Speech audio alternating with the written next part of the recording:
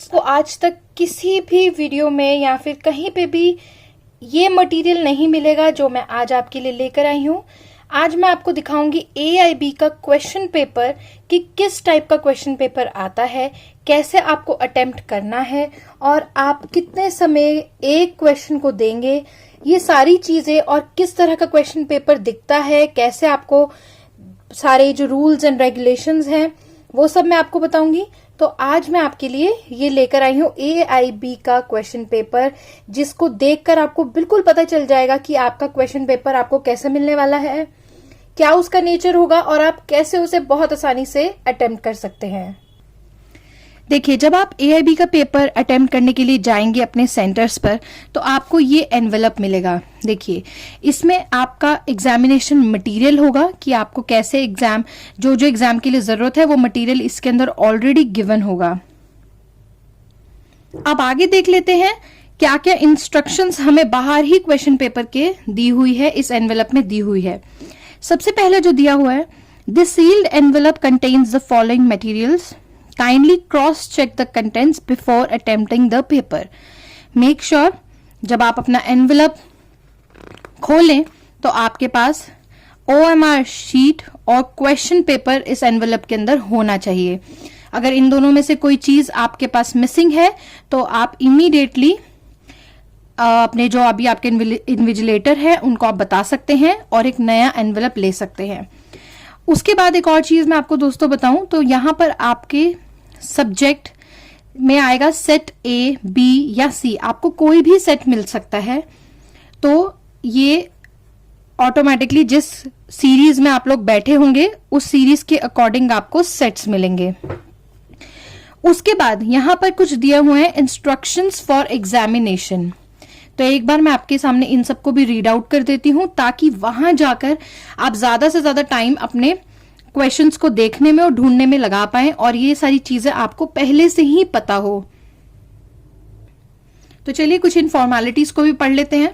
तो सबसे पहले यहां पर लिखा है, kindly do not open this envelope unless instructed to do सो।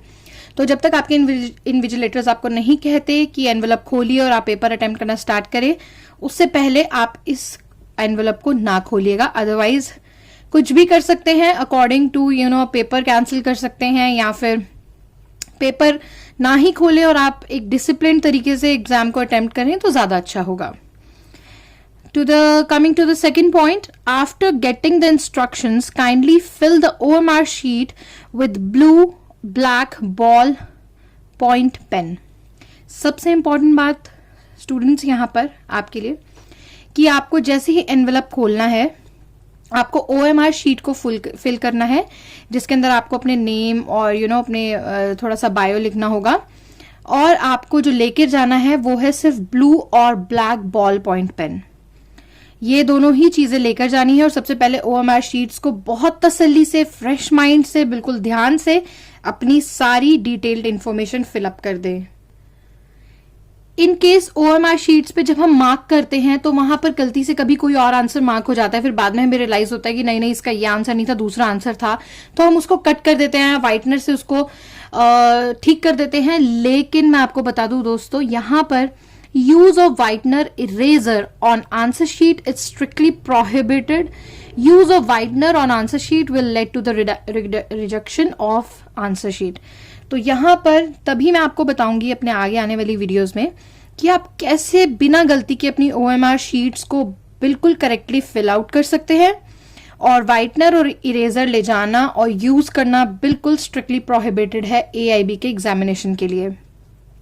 और दोस्तों, मैंने AIB से रिलेटेड बहुत सारी वीडियोस डाली हुई हैं, आप मेरे चैनल में चेक कर सकते हैं, जिसके अंदर यहाँ मैंने आपको आज क्वेश्चन पेपर के बारे में डिस्कस कर रही हूँ।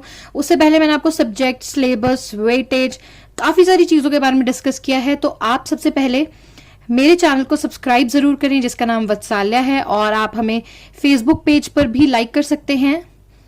उसके बाद चलते हैं फोर्थ पॉइंट की तरफ, जहां पर लिखा हुआ है, kindly fill in your roll number, name and set code carefully both on answer sheet and attendance sheet.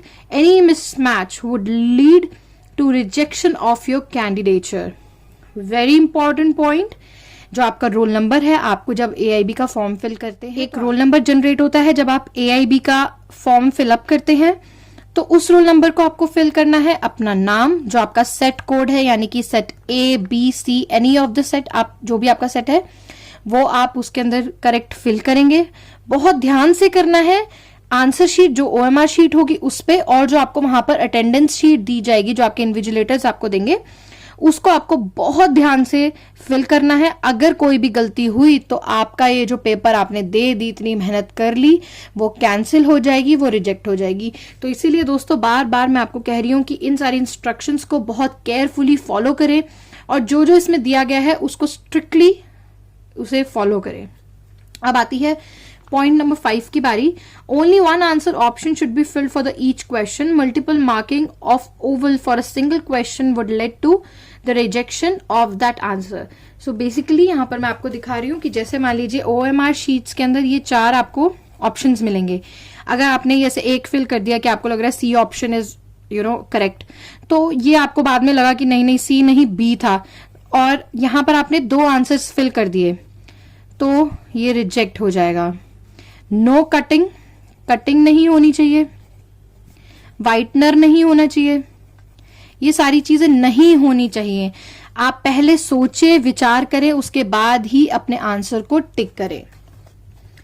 Coming to the 6th point, read the instruction on the answer sheet and the question paper carefully before attempting the question paper.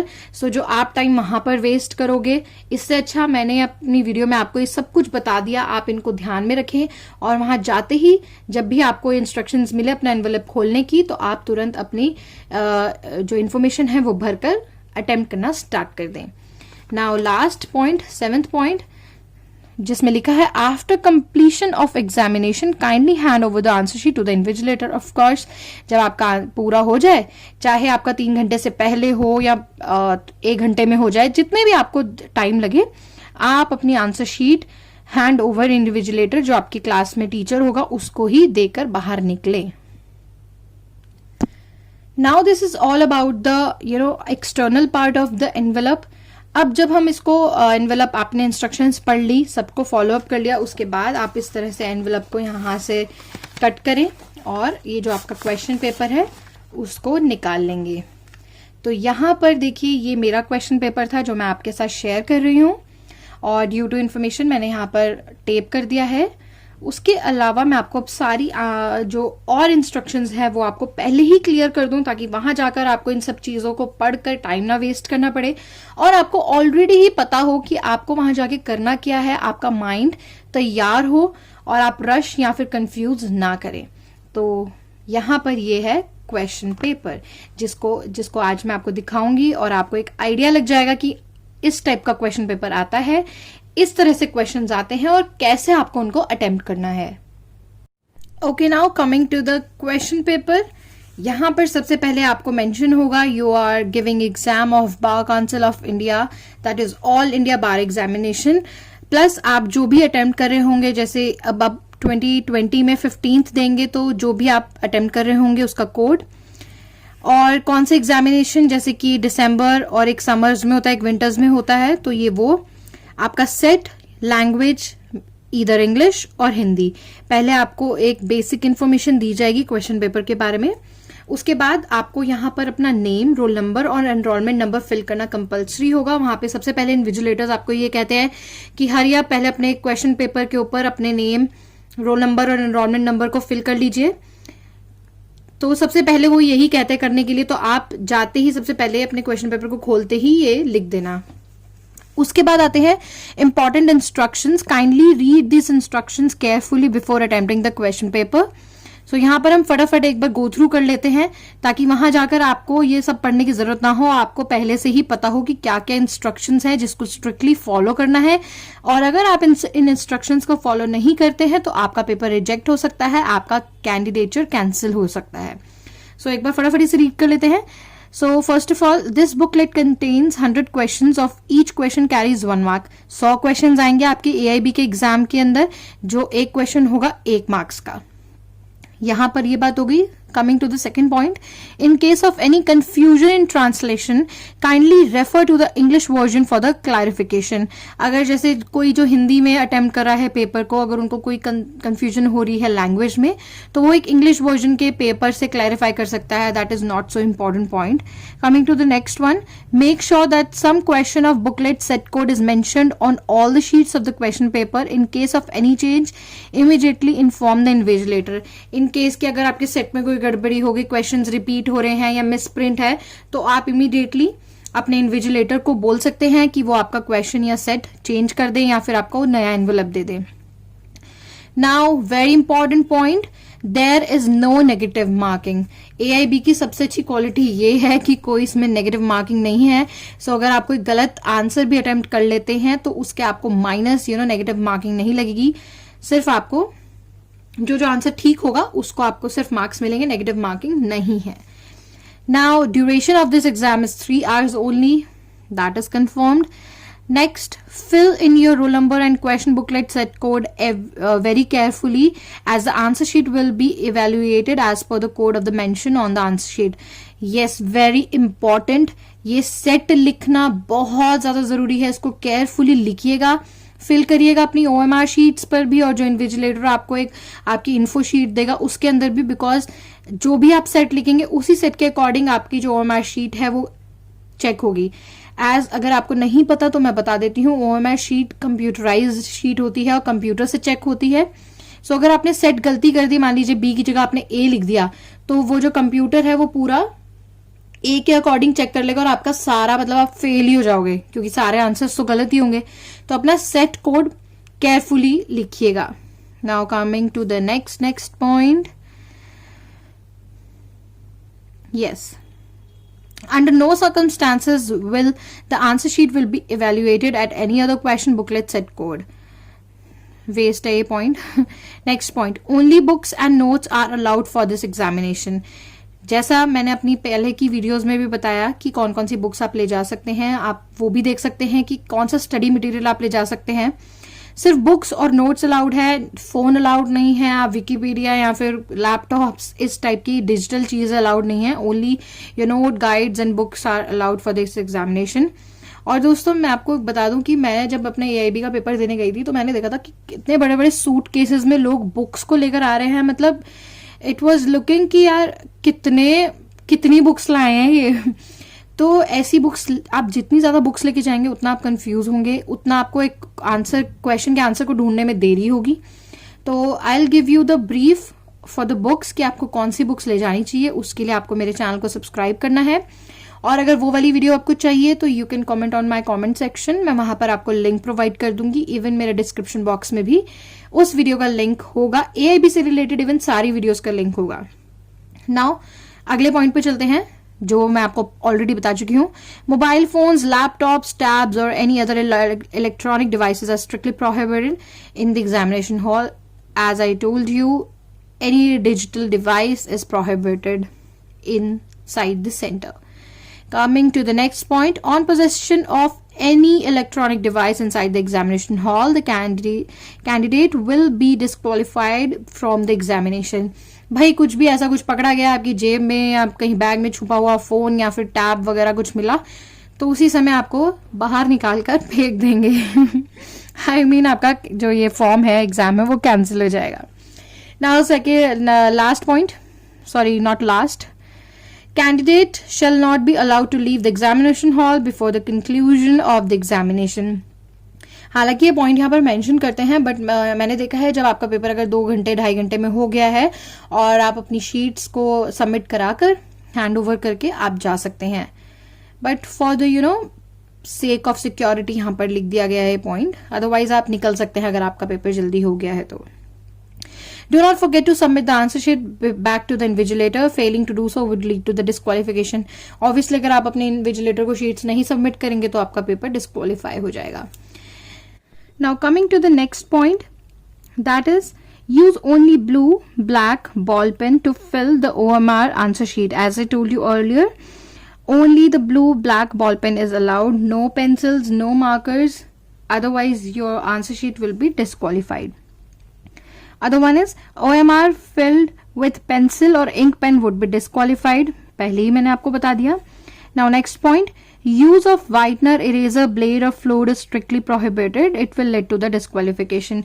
You can't use any whitener, fluid, eraser, ये सब नहीं कर सकते. एक बार आपने mark कर दिया, वही मार्क करना चाहिए. जैसे कि मैं आपको यहाँ पर बता दूं कि आपको जो मार्क करना है प्रॉपरली करना है. जैसे ये 3 ऑप्शंस आपको दिए हुए हैं, ये मार्क करना गलत है, इस तरह से इसको फिल आउट करना गलत है. You have to fill it like properly, और इसके बाहर आपकी जो पेंसिल्स या बॉल पेन है उसका नहीं जाना चाहिए. So this is the correct method to fill your OMR sheet. Okay, and coming to the next part, do not make any stray or tear the OMR sheet. It will lead to the disqualification. Obviously अगर आपकी जो OMR sheet है वो कहीं से आए या फिर स्क्रैच हो जाए तो वो डिस्क्वालीफाई होगी, क्योंकि वो कंप्यूटराइज चेक होती है. और अगर ऐसा कुछ होता है आपकी OMR शीट के साथ तो आपका पेपर डिस्क्वालीफाई हो जाएगा.